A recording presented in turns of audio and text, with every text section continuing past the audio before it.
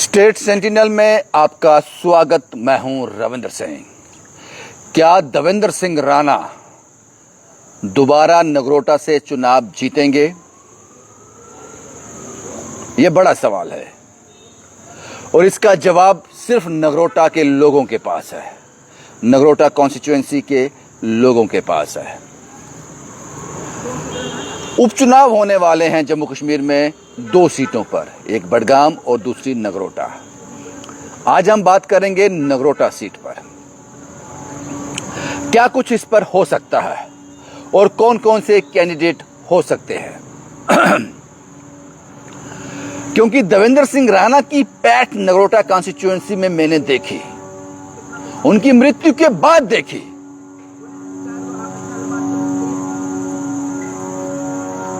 Devendra Singh Rana Nagrota constituency से 2 बार जीत के आए हैं।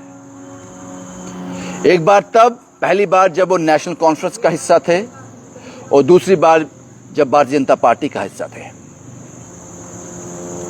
क्या तीसरी बार देवेंद्र सिंह राणा नगरोटा से चुनाव जीत पाएंगे? यही कैप्शन मैंने दिया है और मैंने कहा कि देवेंद्र सिंह राणा की पैठ, उनकी पकड़ नगरोटा कॉन्स्टिट्यूएंसी में मैंने देखी। आपको याद होगा जब आपदा आई थी, फ्लड आया था, तो मैंने 10 से 12 ऐसे स्पॉट हैं नगरोटा कॉन्स्टिट्यूएंसी में, यहां पर हम लोग गए, उन लोगों के लिए टेंट, राशन, बर्तन जो लोगों ने हमें दिया, हमने उन तक पहुंचाया। और वहां जब ये सारी मुहिम चल रही होती थी तो वहां के लोकल से मेरी बात हो जाती थी। मैंने रोते हुए लोगों को देखा है, वो आज भी देवेंद्र सिंह राणा को रो रहे थे कि वो इंसान हमें छोड़कर क्यों चला गया। तो जाहिर सी बात है, देवेंद्र सिंह राणा ने काम तो किया था और दिल से किया था, इसलिए लोग इस आपदा में देवेंद्र राणा को ढूंढ रहे थे। एक से मैंने पूछा, मैंने कहा अगर देवेंद्र सिंह राणा इस वक्त होते, उसकी आंख में आंसू आ गए। उसने कहा अगर वो होते तो इस वक्त हमारे साथ इस पानी में, इस आपदा में, इस कीचड़ में होते, इस कीचड़ में लथपथ होते, रात को घर भी नहीं जाते। रोते हुए उस शख्स ने कहा, और मुझे समझने में देर नहीं लगी, एक नेता कैसा होना चाहिए? देवेंद्र सिंह राणा जैसा होना चाहिए, जो कम से कम अपनी कॉन्स्टिट्यूएंसी के लोगों के साथ खड़ा है, उनके दुख सुख में। इसलिए मैंने कहा कि क्या एक बार फिर देवेंद्र सिंह राणा नगरोटा कॉन्स्टिट्यूएंसी से चुनाव जीतेंगे? वो मैं इसलिए कह रहा हूं क्योंकि मैं 100% जानता हूं, इसमें कोई मुझे शुबा नहीं है कि भारतीय जनता पार्टी देवयानी राणा, जो देवेंद्र सिंह राणा की सुपुत्री हैं, देवयानी राणा को टिकट ना दें, किसी और को दें, ये बेवकूफी नहीं करेगी भारतीय जनता पार्टी, नेवर। इसलिए इस बात पर चर्चा करना बेकार होगा। क्या भारतीय जनता पार्टी देवयानी राणा को टिकट देगी? ये चर्चा करना बेकार होगा, क्योंकि भारतीय जनता पार्टी जानती है, अगर हम जैसे छोटे मोटे जर्नलिस्ट जानते हैं, भारतीय जनता पार्टी इतनी बड़ी पार्टी है, वो जानती है कि देवयानी राणा ये सीट निकाल सकती है।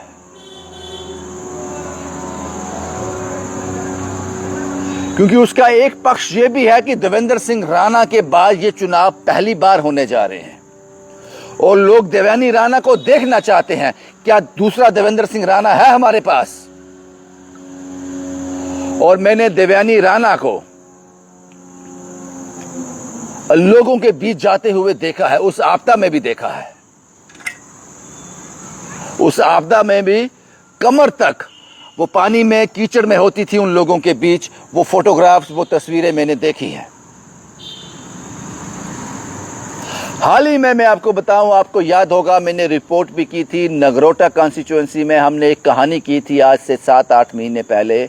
आदित्य नाम का लड़का था, माँ और बेटे दोनों को कैंसर था, आपको याद होगा। उस बेटे की मृत्यु हो गई, 9th स्टैंडर्ड का वो लड़का था आदित्य, उसकी मृत्यु हो गई, कैंसर उसको खा गया। हमने कहानी की थी 7-8 महीने पहले मदद भी हुई थी, 9, 10, 11 लाख उनकी मदद हुई थी। पैसे की कमी नहीं थी, लेकिन भगवान की मर्जी कुछ और थी। आदित्य नहीं बचा, उसकी मृत्यु होगी। वो कहानी मैंने आपको दिखाई थी। जब उसका 10 दिन थे, मैं उस घर में पहुंचा। जब मैं उस घर में पहुंचा तो मैंने आगे देखा देवयानी राणा उसकी मां के साथ बैठी है, और हमारे कैमरे ने वो सब कैप्चर भी किया।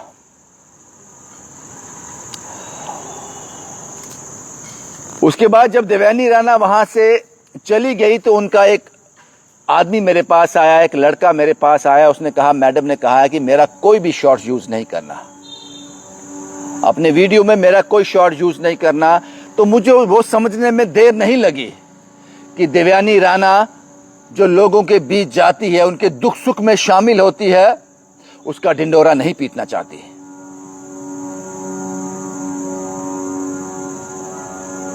और देवेंद्र सिंह राणा भी इसी छवि के इंसान थे।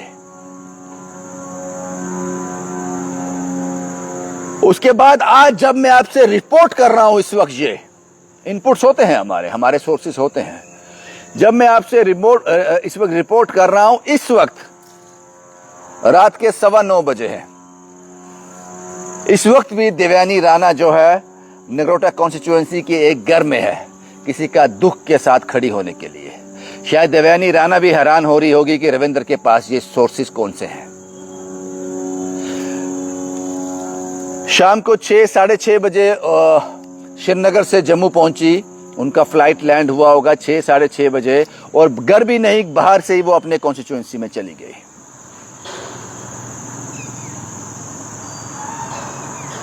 तो जाहिर सी बात है, भारतीय जनता पार्टी के पास दूसरा विकल्प है नहीं। अगर वो नगरोटा कॉन्स्टिट्यूएंसी की सीट जीतना चाहती है भारतीय जनता पार्टी, तो उनके पास मात्र एक विकल्प है, देवयानी राणा।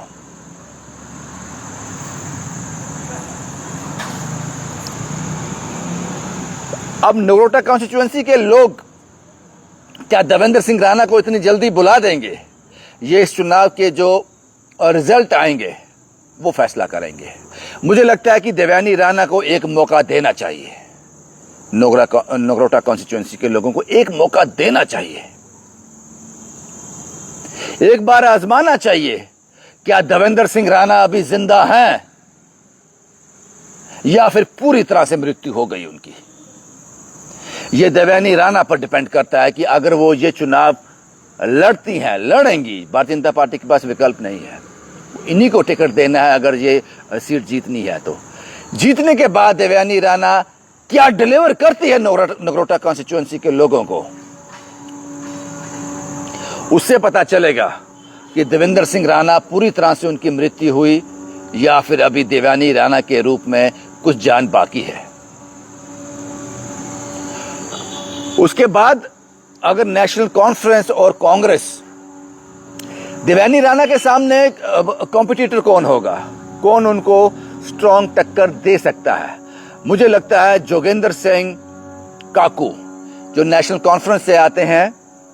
पिछली बार यहां तक मुझे याद है 18,000 वोट उन्होंने शायद अर्जित किए थे वहां से, और देवेंद्र सिंह राणा ने 30,000 वोटों के मार्जिन से ये चुनाव जीता था। बहुत बड़ा मार्जिन होता है ये। तो अगर नेशनल कॉन्फ्रेंस जोगिंदर सिंह काकू को एक बार फिर मौका देती है नगरोटा कॉन्स्टिट्यूएंसी थे, अब बस उनके अपोनेंट में उनका कंपटीटर मुझे लगता है यही है, जोगिंदर सिंह काकू, और कोई विकल्प नहीं है।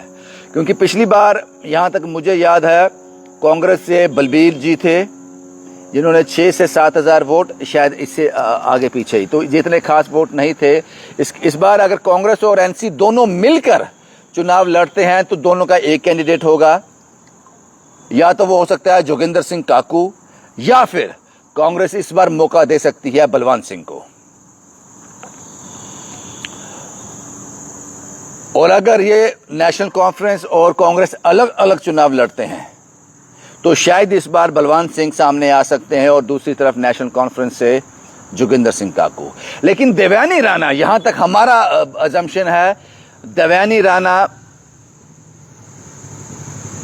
ये कहना बहुत जल्दी होगी, लेकिन जो समीकरण बैठ रहे हैं, देवयानी राणा सबसे ज्यादा होप है, सबसे ज्यादा पॉजिटिव वे में देवयानी राणा इन सबसे ऊपर है,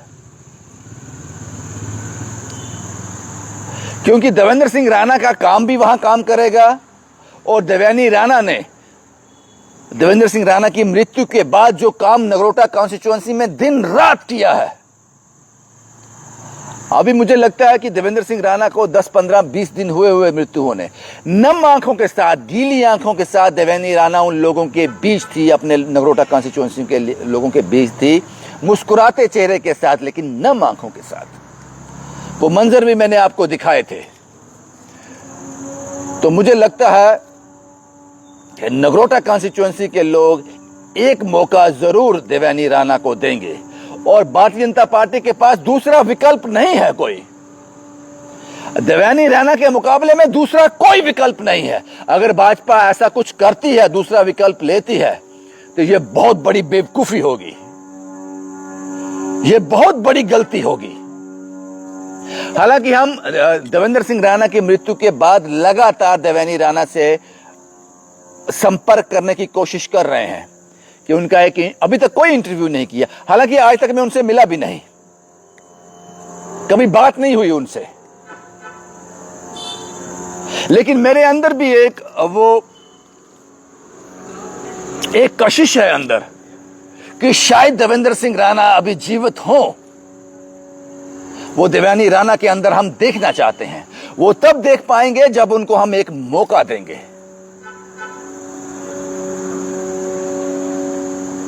वो मौका मिलना चाहिए और भारतीय जनता पार्टी के पास, मैंने पहले कह दिया, कोई और विकल्प नहीं है। देवयानी राणा के अलावा कोई विकल्प नहीं है अगर भारतीय जनता पार्टी ये सीट जीतना चाहती है नगरोटा की।